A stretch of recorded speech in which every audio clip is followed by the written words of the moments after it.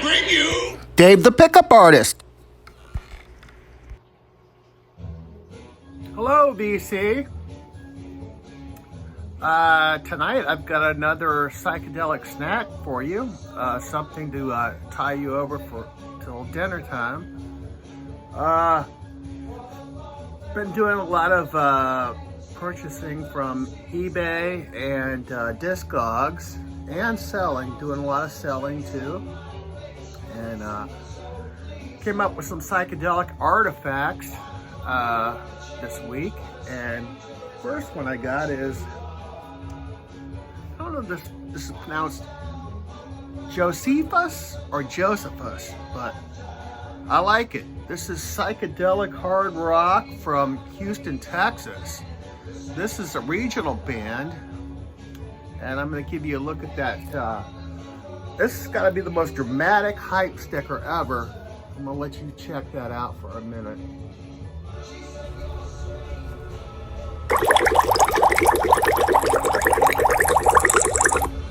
Puts the lotion on its skin or else it gets the hose again.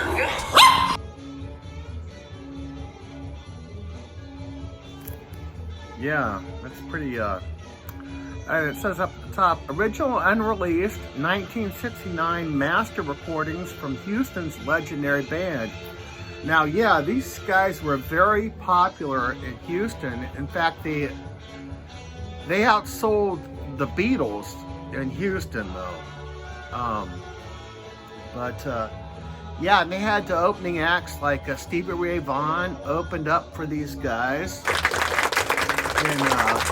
when he was like 16.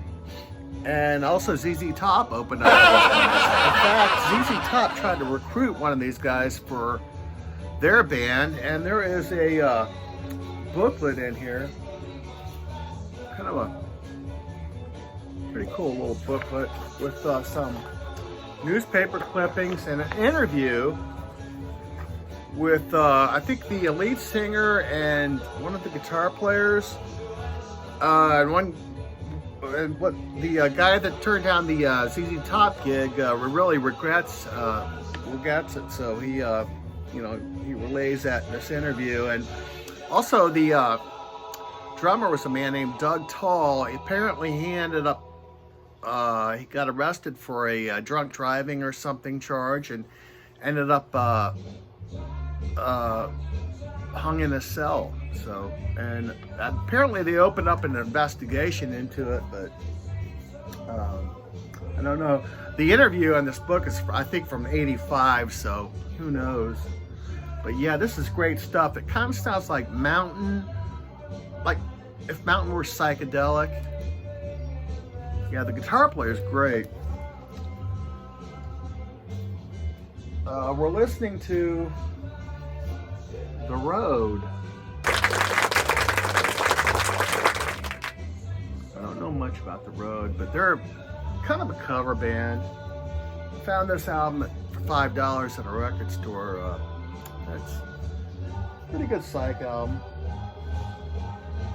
Next I found at the, I think the dollar bin, the Donovan, but this is the one with the gatefold. We've got the booklet. First let me show you the vinyl on Epic. I have the other one. The other one's not a gatefold, so I'm just glad to get this. We got a booklet with Donovan as a baby, and we have also got some photos of him as a kid. I imagine that's from the late 50s. Maybe that's from the early 60s, maybe. A weird picture. Yeah, it's got a kind of a cool booklet.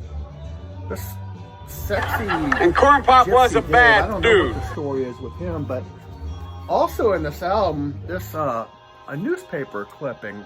It looks like a newspaper clipping, but it's actually the lyrics to, I don't know how to pronounce it, Too Dippy, and yeah, that's on here too. That's a Donovan song. So somebody like Donovan, and they put the lyrics from a clipping. Oh, wait a minute. Maybe it's a looks like it may be a rock mag or something that may have came out of. That's interesting. I didn't notice that. And yeah, crazy pictures of Donovan. Now, if you're just want to get into Donovan, you want to start off with Donovan, yeah, this is all you really need. This has got all his, most of his greatest hits. I like to collect all of Donovan. I love all his albums, and I hope to eventually get them all. Yeah, if you just want to check out Donovan, this is a good place to start. You can check out some of the tracks on it. All very good.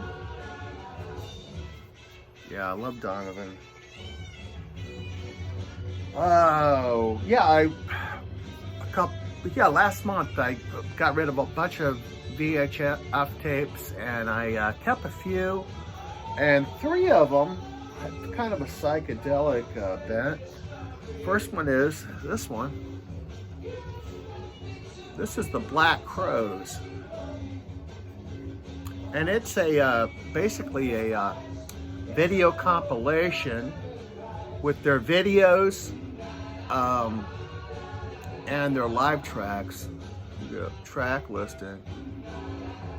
Now, the Black Crows really weren't psychedelic, but they could put on very psychedelic shows. I've seen them about a dozen times. I saw them open for the Grateful Dead, and they did a pretty straightforward rock show. But if you see the Black Crows in more intimate arena or venues like the Florida Theater, they put on a pretty good psychedelic show, along with the lights and everything, and the long jams. So yeah, this is very good. I don't know if this is on Blu-ray or anything, but it may be on YouTube, but it's worth checking out. I love it. And speaking of the Grateful Dead, I got this one, Ticket to New Year's.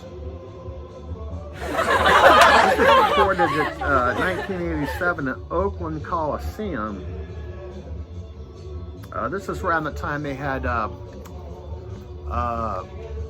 In the Dark, the In the Dark album. I don't even remember this concert, but it's very cool. I'm gonna have to check that out. I don't have a tape player anymore, so I can't watch these. But I think you can probably find them on YouTube. And the last tape I have is The Doors in Europe, 1968. In 1968, The Doors went to Europe with the Jefferson Airplane, and this is kind of like a documentary / live video type show.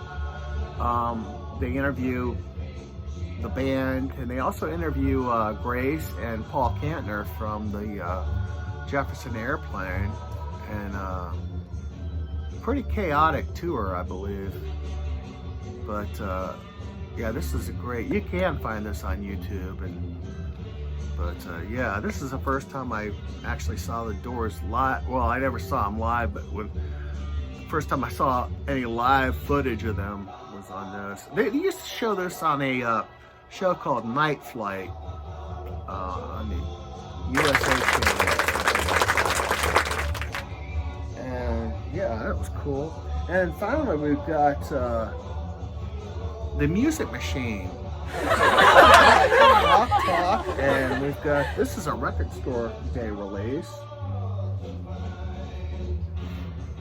Yeah, this is often referred to as a proto-punk, like the Seeds and the Stooges. It's kind of got a punk leaning to it. And yeah, it's a record store thing, and you have the track listings there. They do some covers. Very good album. I think this is the first of 2 albums they did. The second one was under the name, the Sean Bonnewell Music Machine. But yeah, great photos of the band in back. And they also included a instructions. Let's see, where is it? instructions on how to operate this record. The first tip they had was remove the disc from the jacket, which is very important. I would have had no idea that you were supposed to remove this record from the cover before putting it on the turntable. So I was glad they added that. But yeah, I'm gonna get the Sean Bonnewell music machine also. I heard that was very good. I heard that was actually better than this, and this is very good. This is great garage proto-punk weirdness. And I'm Dave the Pickup Artist, and I hope you all have a great week.